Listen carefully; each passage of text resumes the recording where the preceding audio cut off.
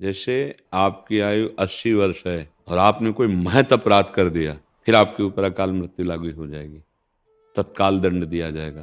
साधु अवज्ञा तुरत भवानी, कर कल्याण अखिल कहानी। महत अपराधों में जैसे पुत्री है, अपने द्वारा पोषित है, पूज्य है, और अगर उसका किसी तरह से अभद्र व्यवहार या माता पिता के द्वारा ऐसे, तो बहुत से ऐसे महत अपराध हैं जो तत्काल आयु श्री कीर्ति उनको तत्काल नष्ट कर देते हैं, फिर वो अकाल मृत्यु को। नहीं तो जैसे लिखा है, राई घटे न तिल बढ़े, रहुरे जीव निशंक, वो तो बिल्कुल करेक्ट है।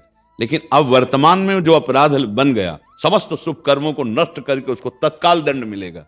जैसे कुछ अपराधी होते हैं कानून के द्वारा दंड दिया, कुछ होते हैं सीधे गोली मारी जाती है। जैसे आतंक जो फैलाते हैं, अब उनको उस समय गुंजाइश न्याय की नहीं है, क्योंकि उनके हाथ में अस्त्र है, वो किसी को भी, अब उनके लिए सीधा, उनको सीधा मारा जाता है ना।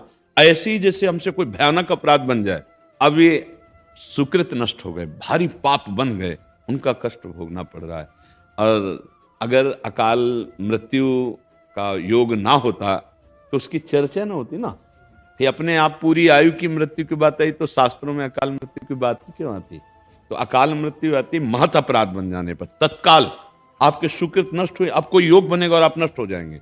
यद्यपि आपकी आयु थी कि आप 80 साल जीते, पर आपने भयंकर अपराध कर दिए, आपकी आयु छीन हो गई, आपकी कीर्ति नष्ट हो जाएगी, आपका स्त्री नष्ट हो जाएगा, वैभव नष्ट हो जाएगा, ऐसा होता है।